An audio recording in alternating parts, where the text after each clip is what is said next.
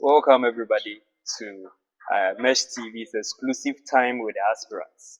We want to know our KTU SRC presidential candidates and delve into their minds so that we'll see their ideas and vision for student governance next academic year.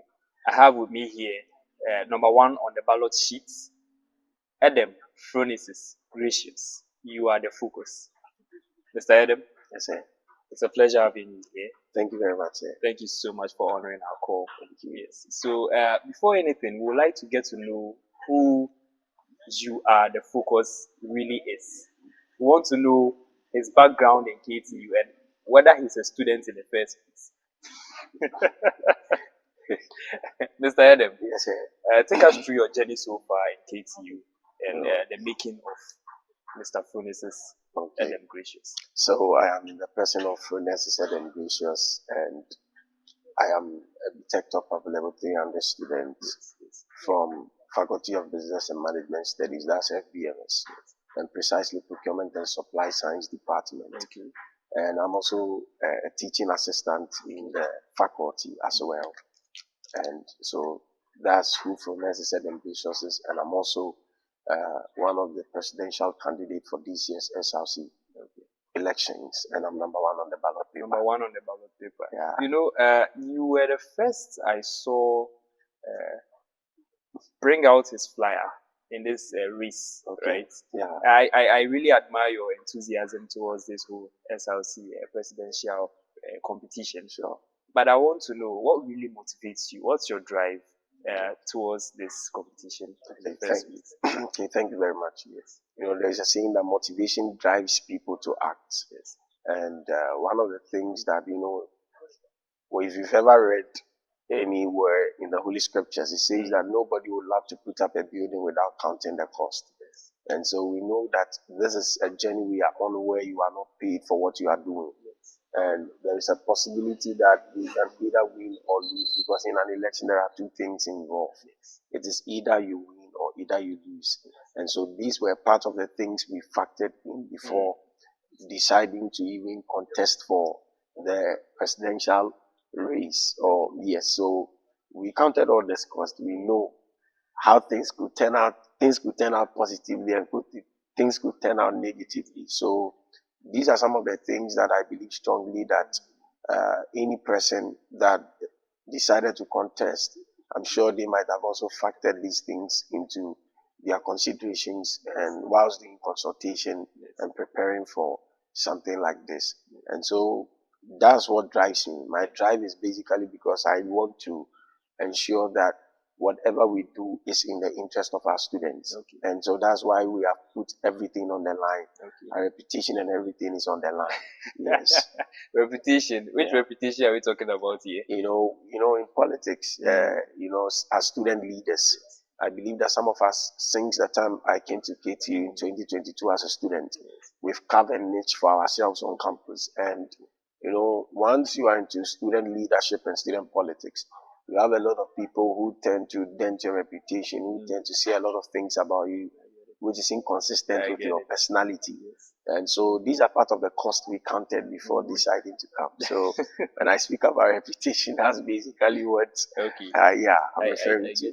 Yes, I get you. It has not been an easy journey. Yeah, right? sure. It has not been an easy journey. But it hasn't. If I may ask, what's your vision for KTU's SRC and how do you plan to achieve it?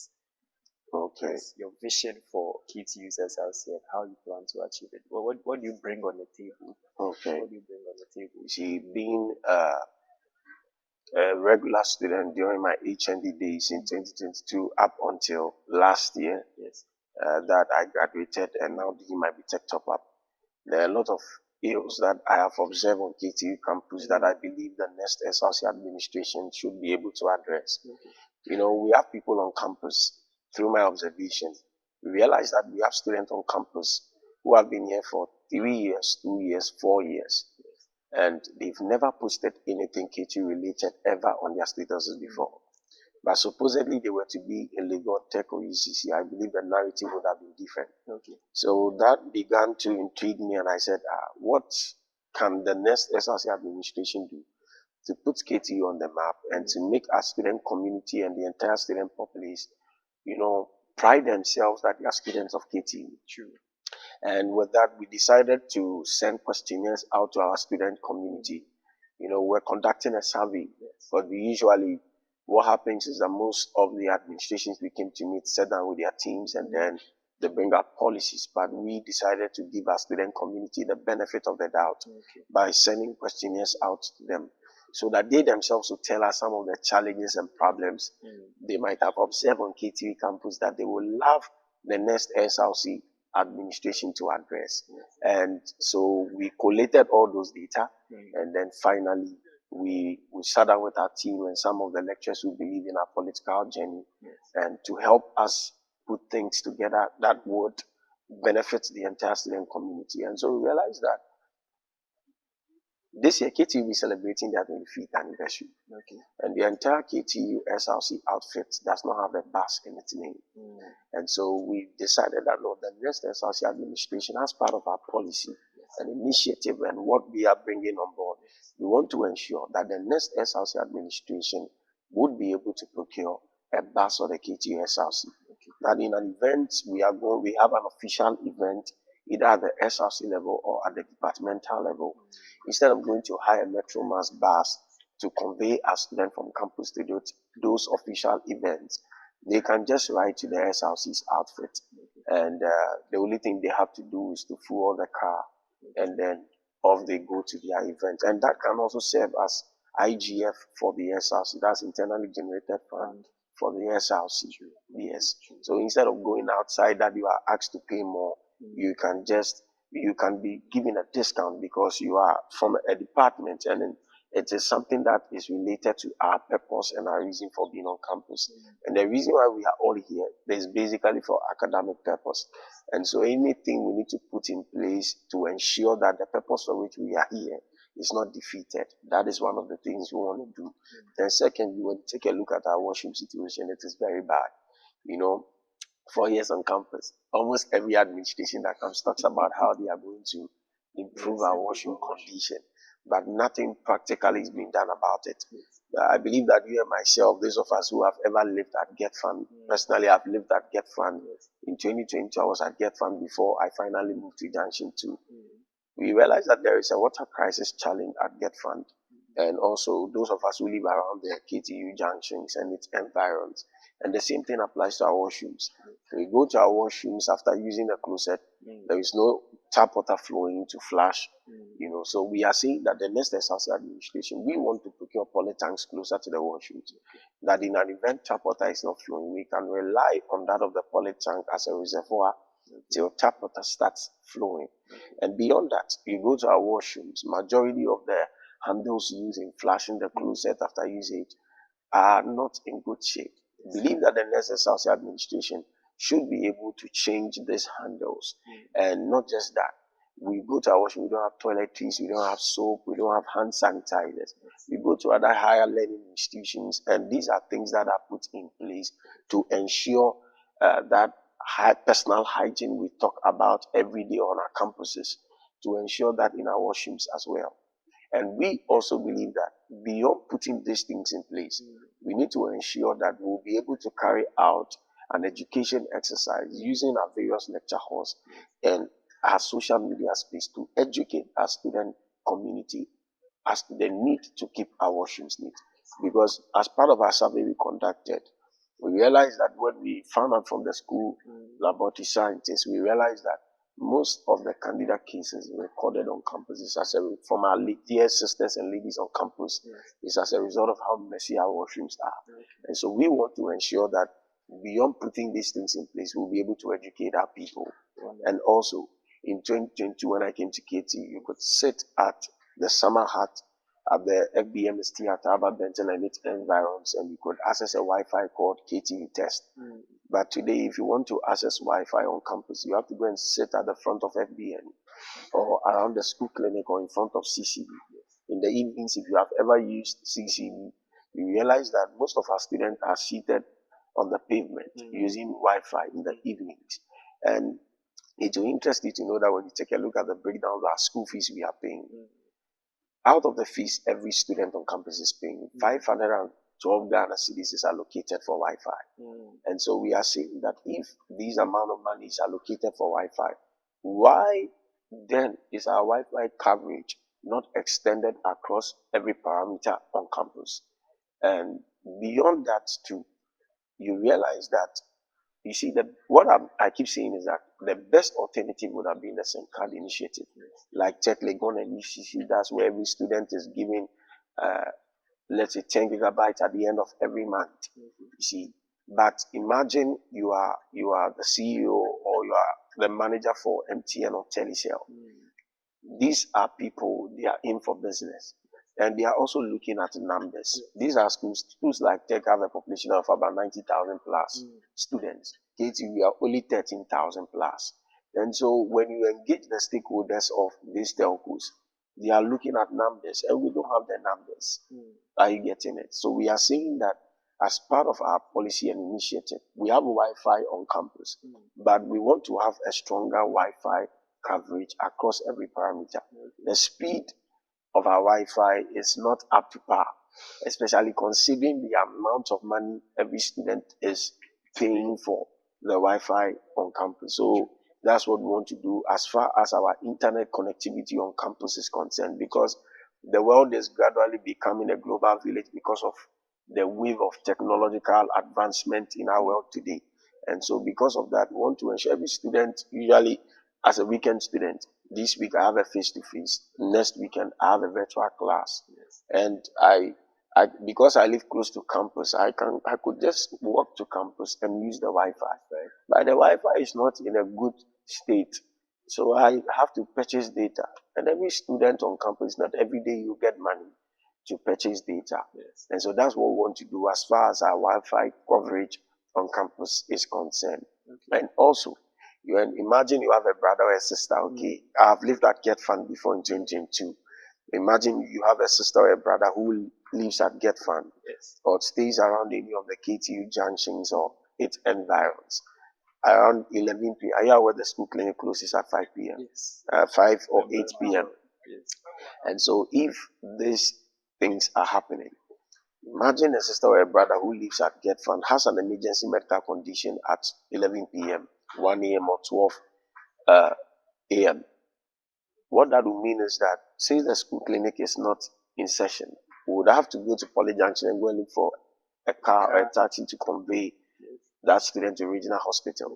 What is the probability that around 12 a.m. or 11 p.m. or 1 a.m. we would get a car to convey that student? So what that means is that if the condition is critical, it would get much worse.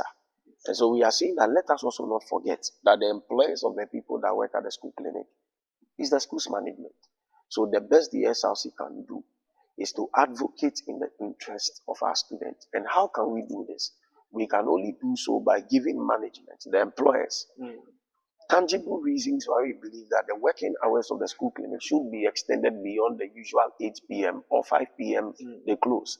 And as a weekend student, when you go to the school clinic, as we speak now, they are not in session.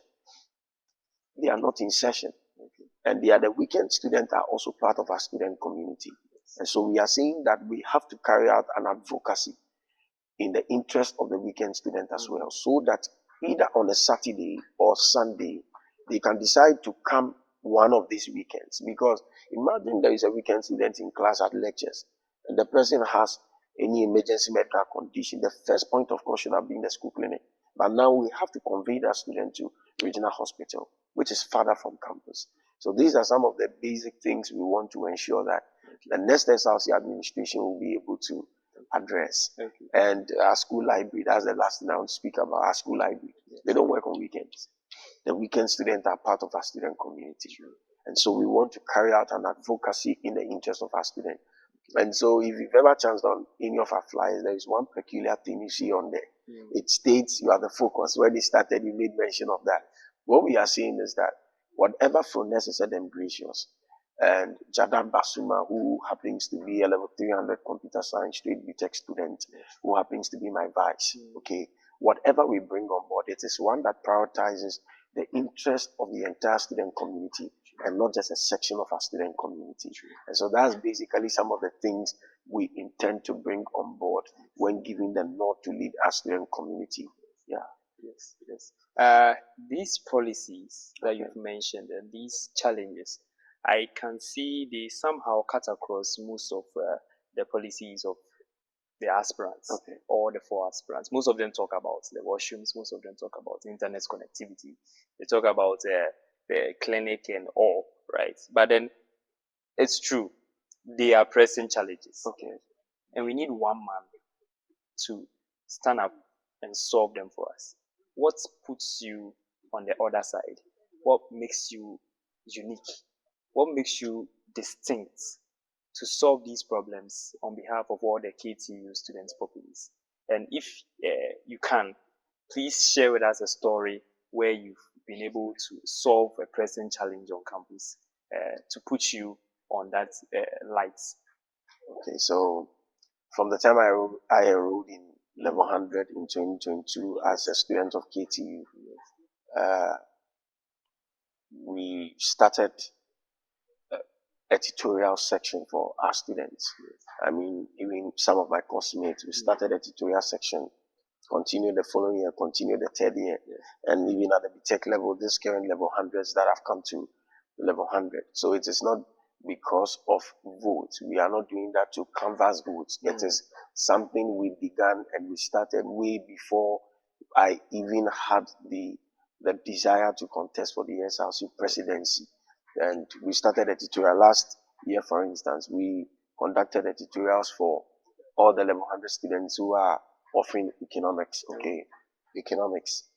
A cut across board, whether you are an HND economics student, BTech, or DBS economics student, they joined us, and we had two classes that were full simultaneously at the same time at CCB 301 and 302, and we had various tutors who were in these classes, ensuring that these tutorials would be carried out in the best way possible. And most of the past questions we also made available to our students when they went to write the exam. They saw most of the questions came up in the exam. And beyond that, we also conducted a tutorial section for the electrical student. There is a course island they call C plus something. C++. C++. I think it's about coding. Yes. And even as much as I'm not from the electrical department, they reached out to me and my team, and we conducted a tutorial section where we had one of our brothers who is currently in level 3 on the computer science, electrical street BTech, and helped us to gather and mobilize the electrical students level 100 class. And we went on with the tutorial. So we had various sections across. So it is not just it is not because I'm from the business school, so it was just for the business school people. No, it was a tutorial that cut across every department and every faculty on campus.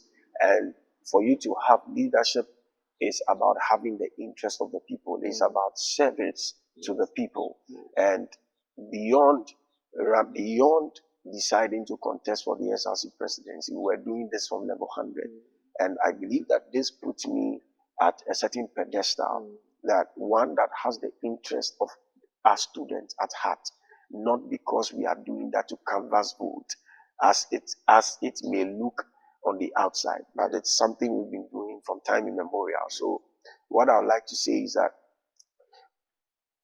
from what you said, from your submission, I just want to make clear to our student community that today we are students. In the next 10 to 15 years, we will no longer be students.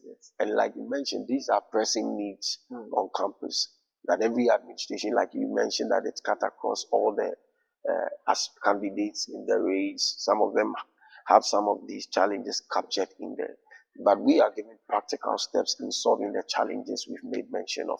And it is not just about rhetorics, it is not just about talks. Because I believe that today we are students. In the next 10 to 15 years, none of us will be students. We may probably become prominent people in our community and society.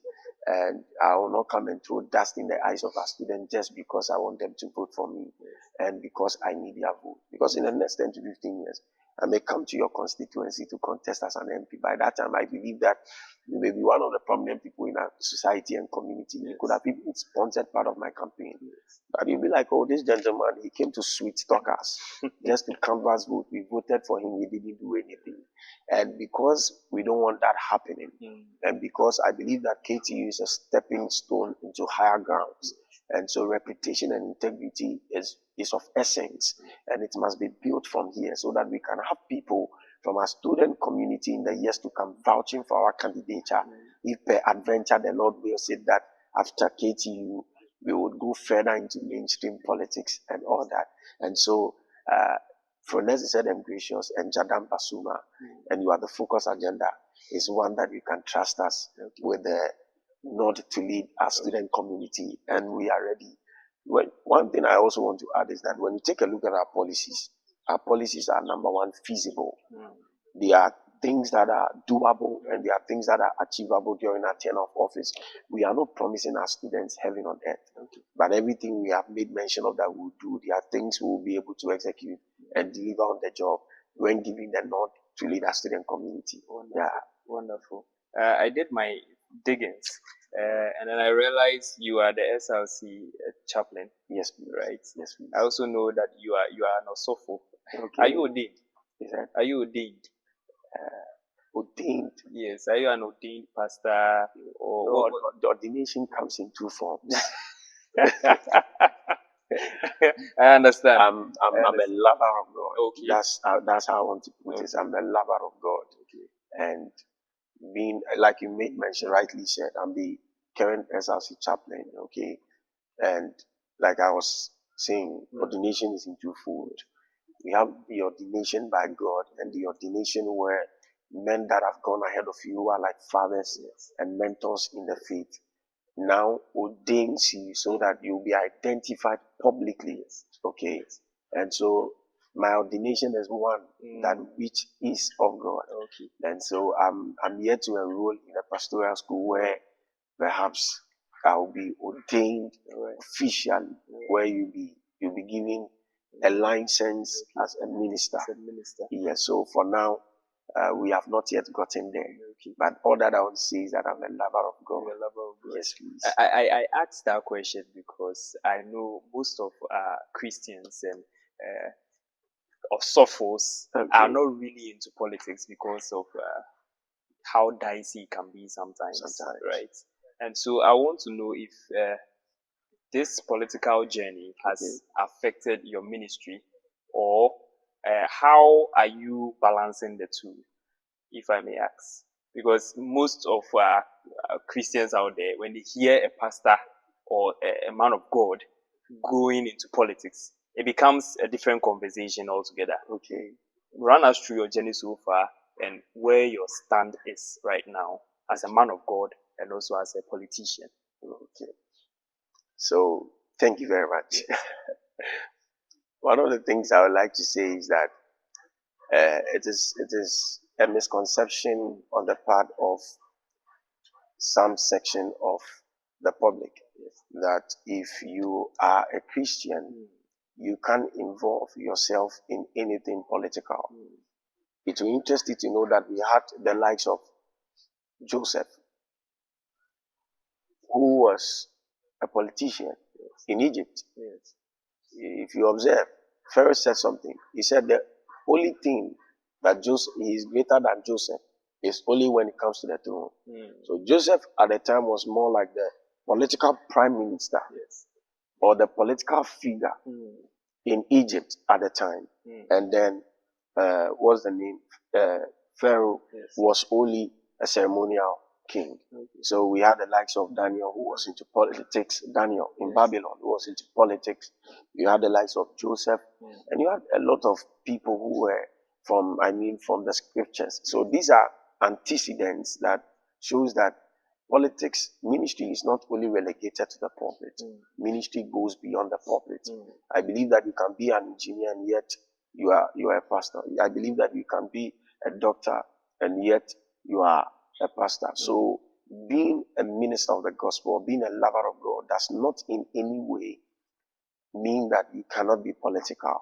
Yes, we believe that we need men who are lovers of God and who have the fear of God, in the realms of to actually be in the realms of affair, to actually be in the place of authority, so that if there are laws that government want to enact and pass laws that is against the growth of the church or against the advancement of the church, they can be able to stand in and advocate for the Christian community and the Christian body.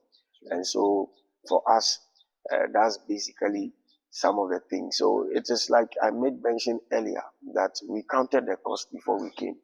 We know how some students will be like, oh, because you are ministry related, you are going to bring Philip Abefi and Esther Smith and all that. Yes. But what they forget is that every organization or anywhere you are going, there are rules of engagements.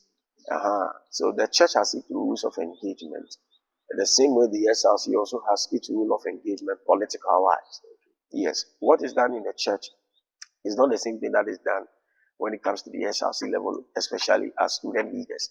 And so you learn from precedent how things are done and how you can improve upon the things our predecessors begin to meet. True. So basically that's what it is. So we are not really worried about what people will say. All right. Yes. So still dwelling on this question, right?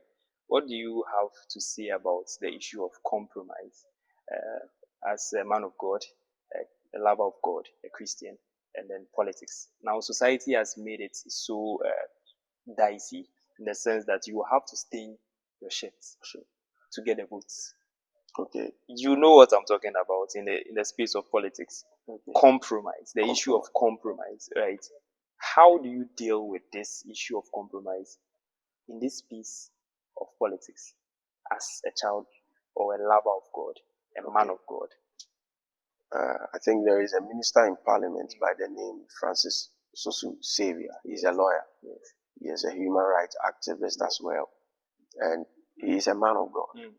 And we also have the likes of Elder Sam George from Perez Chapel and the current minister for Ablekuma North. Yes. You know, I learned he is a prophet, Prophet Gweku.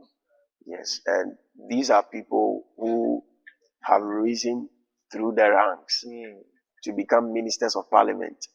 And I believe that Phroneisis Edem, if you know him, is one of the astute politicians that we have in our nation, Ghana.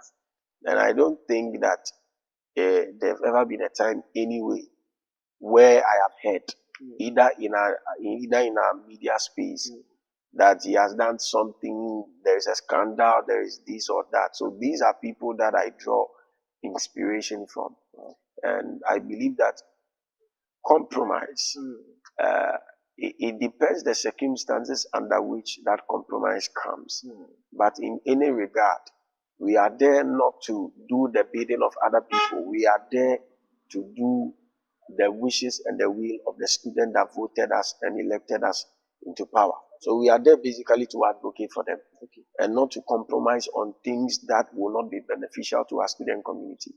Yeah. So what if the will of the students actually goes against your will or your values as a person and as an astute man of God? Okay. So for me, I think that as we keep going class to class, hostel to hostel, engaging our student community, we keep sharing our political ideologies and philosophies with them, believing that they will buy into them.